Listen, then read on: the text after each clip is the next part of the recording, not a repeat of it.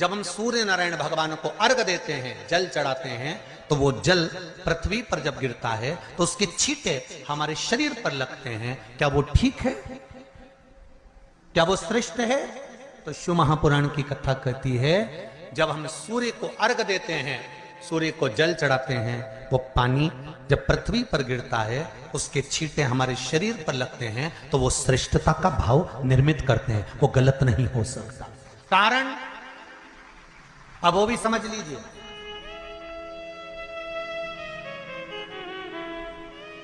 अब सूर्य नारायण भगवान को आप जल चढ़ा रहे हो तो छींटे नहीं लगे, उसके लिए क्या स्टूल पे चढ़ के चढ़ाओगे कि कुर्सी पे चढ़ के चढ़ाओगे? अरे बोलो तो सही। अब कई लोगों के दिमाग में यह बात भरा गई कि हम भगवान को जल चढ़ाते हैं, वो हमारे शरीर में छींटे लगते हैं, जमीन पे से पानी गिरता है, वो हमारे शरीर को छींटे लगते हैं, भगवान को अच्छा नहीं लगता होगा। कौन ने कहा? पहले तो उसको पकड़ के ला। मेरे राम जी महाराज, मेरे भगवान कृष्ण, बड़े बड़े संत, साधु, सन्यासी, तपस्वी, साधक, उपासक जितने भी हुए, जिन्होंने सूर्य की आराधना करी, इन्होंने टेबल पे चढ़कर या कुर्सी पे चढ़कर जल नहीं चढ़ाया। इन्होंने पृथ्वी पर खड़े होकर ही, क्योंकि पृथ्वी तत्व के देव हैं शिव। जब हम मृत्यु लोक पर खड़े होकर, पृथ्वी पर खड़े होकर भगवान शंकर का भाग पृथ्वी तत्व को धारण कर कर जल को हाथ में लेकर जब समर्पित करते हैं, और जो जल नीचे गिरता है वो शरीर पर अगर लगता है तो हमको उसका आशीर्वाद ही प्राप्त होता है, दोष नहीं लगता। पर लोगों ने इसको विपरीत कर दिया। कि कौन ने विपरीत करा? कई लोगों ने इसको विपरीत कर दिया। कौन ने विपरीत करा? तो जो दूसरे धर्म के लोग होते हैं, जिनको हिंदू धर्म से नफरत होती है और जो हिंदू धर्म की पूजन, सेवा, अर्चना को समाप्त करना चाहते हैं, वो धीरे धीरे धीरे धीरे कहने लगे कि सूर्य को जल चढ़ाओगे तो शरीर में लगेगा, शरीर में लगेगा तो दोष लगेगा। इसको कह कहकर घर घर में सूर्य को जल चढ़ाना लोगों ने बंद कर दिया कि आप जल चढ़ाएंगे तो दोष लगेगा, शरीर पे छींटा लगेगा, शरीर को ऐसा लगेगा। ये दोष नहीं है। कितनी सुंदर बात है महाराज। सूर्य नारायण भगवान को जब जल चढ़ाया जाता है, हाथ सिर से 8 इंच की दूरी पर होना चाहिए। जम के बोलिए, सिर से कितना ऊंचा होना चाहिए?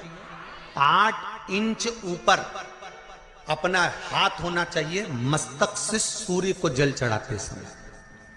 और ना चांदी का, ना स्टील का, ना लोहे का, ना प्लास्टिक का, ना कांच का, ना सोने का कोई बर्तन, ना कांसे का, ना एल्युमिनियम का, ना पीतल का, केवल एक पात्र होना चाहिए, वो है तांबे का। काय का पात्र होना चाहिए? तांबे का पात्र। और सूर्य नारायण भगवान को जब 8 इंच ऊपर तुम्हारा हस्त है, और जब हम सूर्य को जल चढ़ा रहे हैं, कैसे जल चढ़ाना है वो भी समझ लीजिए। अगर कोई कैंसर का मरीज है, जिसके चेस्ट में कैंसर आ गया हो, लेफ्ट में, राइट में कहीं पर कैंसर आ गया हो, या कोई गठान आ गई हो, तो महाराज आप जल चढ़ाते समय उस जल की धार को सूर्य भगवान को जब चढ़ा रहे हो तो धार आपकी गठान की ओर जाना चाहिए, जिससे सूर्य की किरण उस जल में से आपके उस स्थान पर पड़े, उस जगह पर पड़े जहां पर गठान है। महाराज आप लगातार जल तो चढ़ाना चालू करो, अच्छे अच्छे डॉक्टर फेल हो जाएंगे और कह देंगे गठन ठीक हो गई।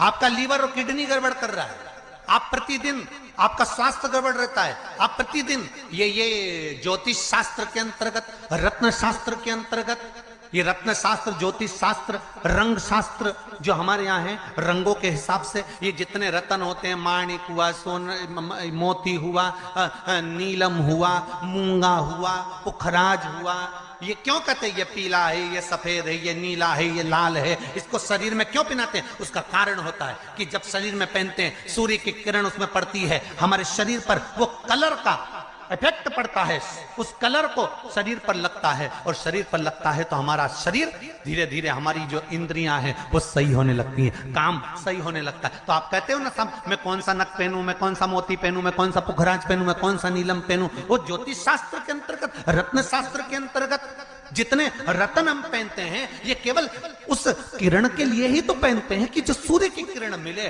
उस किरण का प्रभाव हमारे शरीर पर पड़े। तो इन सबसे अच्छा है कि सुबह शंकर भगवान का नाम लो, तांबा का लोटा में जल भरो, 8 इंच ऊपर सिर से हाथ होना चाहिए, और सूर्य नारायण भगवान का दर्शन साधारण नहीं, जो जल तुम चढ़ा रहे हो वो जल की जो धार आ रही है उसमें सूर्य का दर्शन होना चाहिए, तो कैंसर की बीमारी कभी नहीं हो सकती। लीवर, किडनी, हार्ट, आपके हार्ट में अगर तकलीफ है, डॉक्टर ने कह दिया कि इसमें नस चोक है, आपको कहीं ना कहीं छल्ला डलेगा, आपको कह दिया इसमें कुछ ना कुछ प्रॉब्लम आ रही है, आप सूर्य को अर्घ देना चालू कर दो, सूर्य को जल चढ़ाना चालू कर दीजिए। आप सूर्य को जल चढ़ाओ, वो जल की जो तरंग आ रही है, वो जल जो निकल कर जा रहा है, उसकी जो किरण आपके हृदय पर, आपकी छाती पर पड़ रही है, नाड़ियों में पड़ रही है, नसों में पड़ रही है, उसका बल देखो तो सही। 1 महीना लगातार चढ़ाओ, तो 15 दिन 20 दिन कर तो देखो।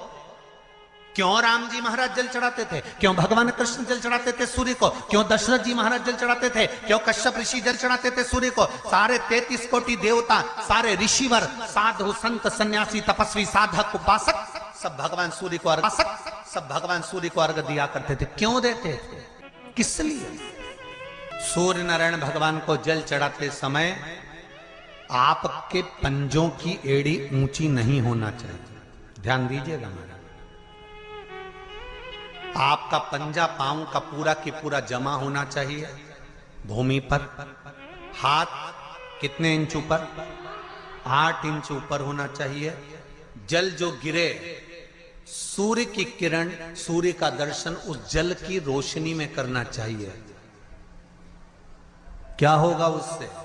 जिस बच्चे को आंख में चश्मा लगा हो, मोटे से मोटा चश्मा लगा हो, छूट नहीं रहा हो, तो थोड़े दिन उसको सूर्य का अर्घ चढ़वाना चालू कर दो, और जल में से सूर्य का दर्शन कराना चालू कर दो।